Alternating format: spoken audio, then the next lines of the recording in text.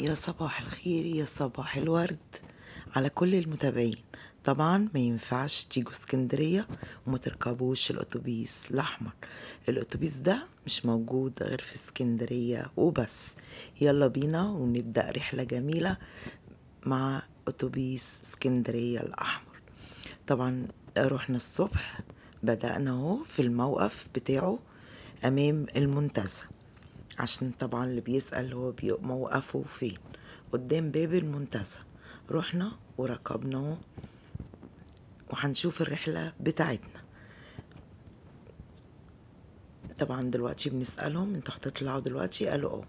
طلعنا وركبنا فوق الدور التاني زي ما احنا شايفين، وهنبتدي رحلتنا الجميلة.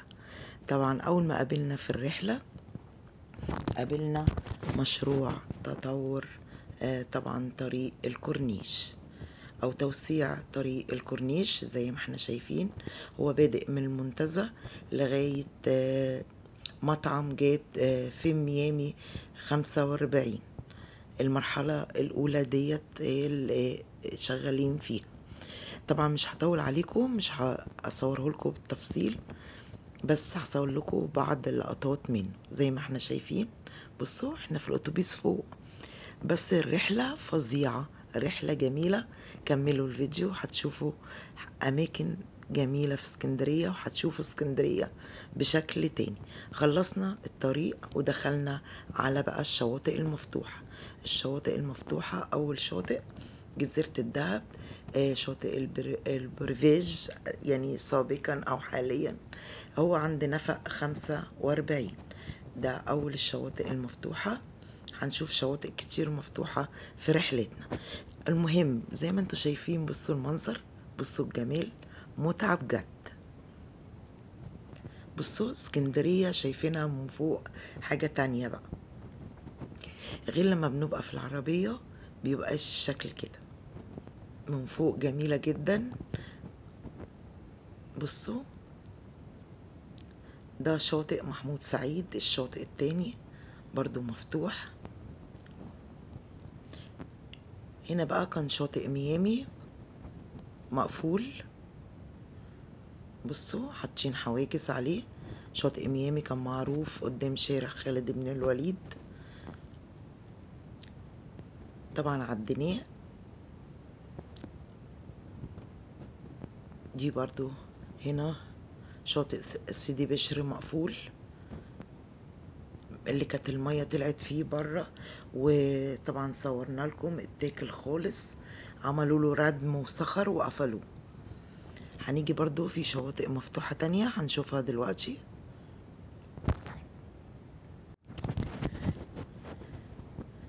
ده طبعا شاطئ سيدي بشر مقفول زي ما احنا شايفين كده.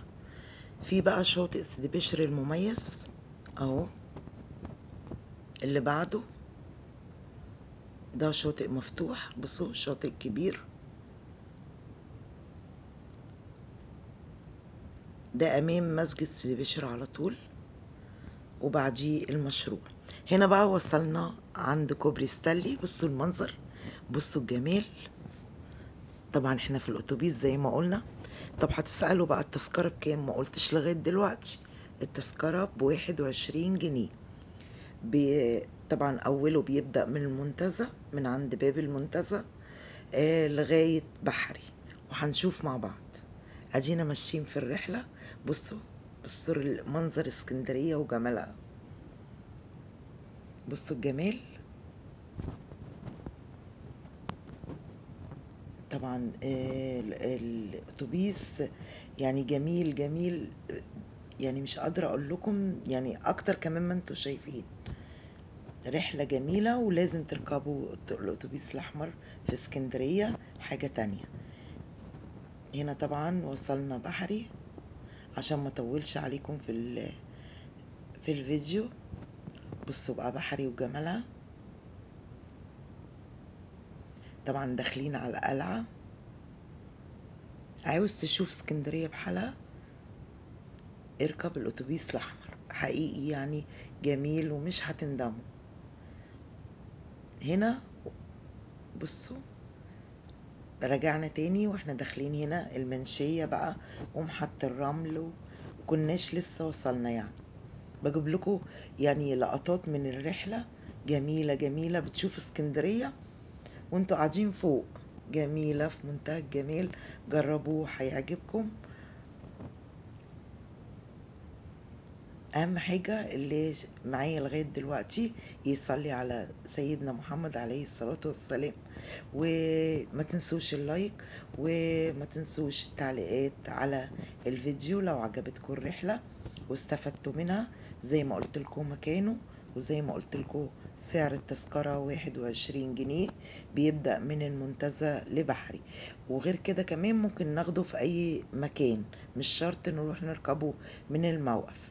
عشان نركبه من الموقف بتاعه يعني احنا رحنا عشان نلاقي مكان فاضي فوق بس. بصوا المنظر، بصوا بتشوفوا اسكندرية بشكل تاني خالص. رحلة جميلة واتوبيس جميل، وهيعجبكم قوي قوي قوي، مش هتندموا. بصوا طبعا الشواطئ في بحري كلها مفتوحة، كل الشواطئ في بحري مفتوحة. الشواطئ في بحري بقى مش دخول بوابات وبكام وبتاع، لا بالشمسية والكراسي وخلاص. طبعا كل شاطئ حاطط اسعار، وممكن يعني يعني انت سعر وغيرك سعر، مش سعر موحد. هنا طبعا منطقة المرسي ابو العباس، بصوا الجمال. جايبه لكم لقطات من اللي شفناه. بصوا ادي الشواطئ في بحري، ده شاطئ طبعا ما فيهوش بوابات، انت بتخش بتاخد الترابيزه بالاربع كراسي او 5 كراسي، وبينفع النزول. شاطئ طبعا للنزول برضو. هنا بقى خلاص قربنا نوصل وهننزل من الاتوبيس. نزلنا والاتوبيس مشى زي ما احنا شايفين. نلف بقى في بحري شوية. نزلنا هي على الشواطئ. بصوا هو تقريبا الكرسي ب10 والشمسية ب20، حاجة كده يعني. لاننا اللي لاحظته اللي هما مش حاطين سعر محدد، بس برضو يعني سعر كويس في متناول الجميع. دي طبعا منطقة بحري. بصوا، بصوا المنظر جميل. كملوا بقى الفيديو، كملوا الرحلة وهتعجبكم قوي قوي قوي. انا صورت لكم كمان لما نزلنا من الاتوبيس. يا رب يعجبكم الفيديو. مستنيه تعليقاتكم، مستنيه لايكاتكم، واللي جديد معانا ما ينساش يشترك في القناه. ولو طولت معانا الفيديو لغايه دلوقتي انت فعلا بطل، او انت فعلا بطله، وشكرا جدا. بصوا اهو لافف في الاتوبيس ورجع تاني زي ما احنا شايفين هناك. مستنية تعليقاتكم، مستنية لايكاتكم، واشوفكم في فيديوهات كتير. كملوا الفيديو هيعجبكم جدا.